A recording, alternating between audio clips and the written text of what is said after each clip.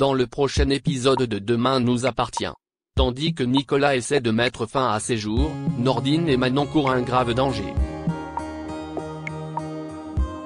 Raphaël est quant à elle de retour à 7. Attention, les paragraphes qui suivent contiennent des spoilers sur l'épisode de Demain nous appartient diffusé demain soir sur TF1. Si vous ne voulez rien savoir, ne lisez pas ce qui suit. Mardi 16 août dans Demain nous appartient. Nicolas essaie de mettre fin à ses jours. La police recherche activement Nicolas Barrot. Heureusement, Georges a une piste. La semaine dernière, l'infirmier a retiré 3 000 € en espèces depuis un distributeur du centre-ville de Sète vers la rue Gabriel-Péri. Comme la banque lui a donné les numéros des billets, les policiers les ont mis sur la liste de surveillance. Maintenant, le commandant Constant et ses hommes n'ont plus qu'à espérer qu'ils s'en servent. Pendant ce temps, Victoire est au chevet de Samuel qui reprend des forces. Ce dernier la remercie alors de lui avoir sauvé la vie et se dit chanceux de l'avoir auprès de lui. Après s'être dit tout leur amour, ils s'embrassent tendrement. De son côté, la Banque de France a prévenu les enquêteurs que certains des billets retirés par Nicolas Barrot ont été encaissés par un petit commerçant du centre-ville vendant du matériel de cuisine. En épluchant les relevés de compte de celui-ci, la police a constaté que la même somme revenait régulièrement par virement via un site de location entre particuliers. Martin en déduit donc qu'il lui loue un appartement. Sans attendre, Martin et Sarah se rendent sur place. En le voyant arriver devant son immeuble, Nicolas rentre dans son appartement puis menace de se jeter du balcon. Après avoir posé leurs armes, Martin et Sarah tentent de le convaincre de se rendre. Malheureusement, Nicolas préfère mourir plutôt que de finir en prison et se jette dans le vide.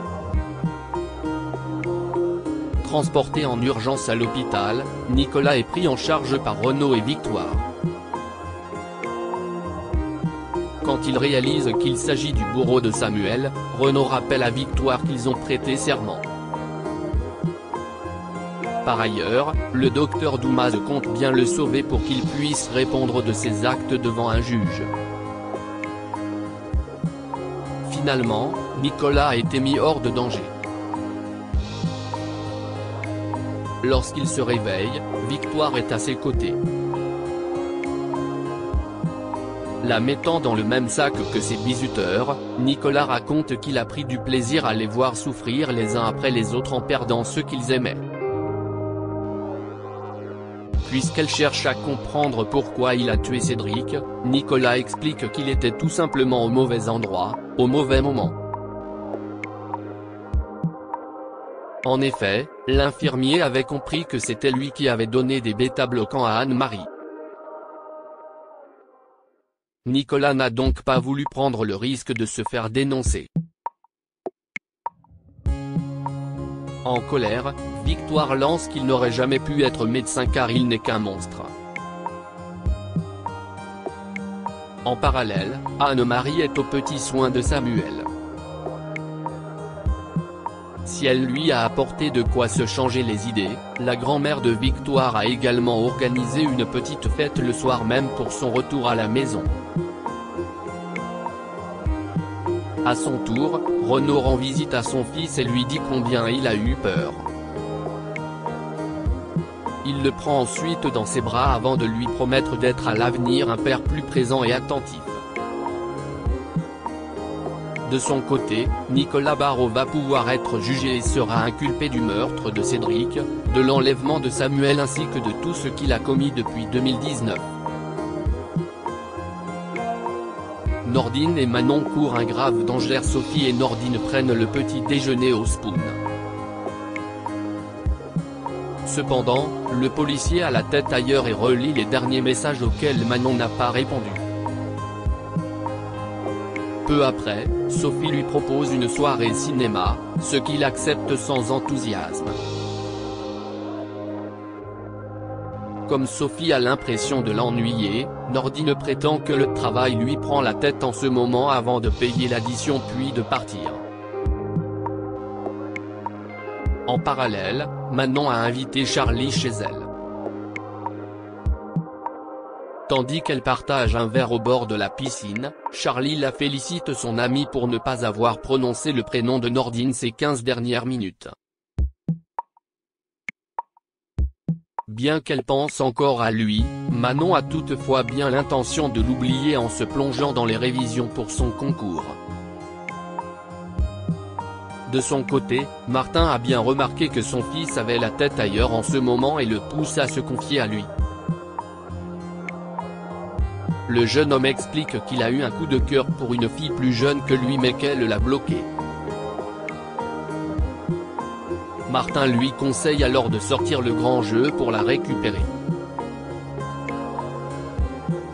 Quelques heures plus tard, Manon reçoit un bouquet de fleurs accompagné d'une carte dans laquelle Nordine lui écrit « J'arrête pas de penser à toi. Je ne peux pas t'obliger à me voir mais j'aimerais juste comprendre pourquoi tu as arrêté de me répondre. » Il lui donne donc rendez-vous ce soir sur la plage pour discuter. En fin de journée, Manon et Nordine sont à la plage. Lorsqu'il apprend ce que Sophie a fait, il jure qu'il ne lui a jamais montré ses messages avant d'avouer qu'il ne cesse de penser à elle et qu'elle lui plaît vraiment. Au moment où ils sont sur le point de s'embrasser, un individu portant un masque de clown pointe son arme sur la nuque de Nordine. Ce dernier se retourne alors pour protéger Manon et dépose son arme à ses pieds. Une fois qu'il l'a récupérée, l'individu les tient en joue avec les deux pistolets. Raphaël est de retour à 7 comme Raphaël sera de retour dans 2 heures, Camille et Maud s'activent à faire le ménage pendant qu'Emma se fait les ongles en écoutant de la musique. En rentrant, Raphaël est accueilli par Emma qui s'attribue tout le travail de Maud et Camille. Et pour se mettre l'avocate dans la poche, elle se propose même de faire une petite salade pour le déjeuner. Agacée, Maud demande à l'adolescente d'arrêter son petit manège. Au cours du repas, Emma questionne Raphaël sur son métier d'avocate. Après avoir répondu à ses questions, cette dernière lui dit qu'elle la verrait bien exercer ce métier. Seulement, l'adolescente n'est pas certaine d'être prise en fac de droit car son dossier scolaire est catastrophique. Tandis que Camille se montre encourageante, ce n'est pas le cas de Maud. Plus tard, Camille et Raphaël passent du temps en tête-à-tête. Il faut dire que depuis la mort de Stanislas, Raphaël s'inquiète beaucoup pour sa fille. Toutefois, celle-ci assure qu'elle va très bien. D'ailleurs, la présence d'Emma lui a permis de se changer les idées. Lorsque Raphaël cherche à savoir si la jeune femme fera sa rentrée à Agnès Varda, Camille répond que la situation avec ses grands-parents est compliquée. C'est pourquoi, elle suggère à sa mère qu'Emma vienne habiter chez elle. Avant de donner sa réponse, Raphaël a néanmoins besoin d'y réfléchir. En fin de journée, Maud, Camille et Emma rejoignent Raphaël au cabinet pour manger une pizza. Quand Emma fait tomber un sachet de cannabis, la mère de famille lui fait la leçon.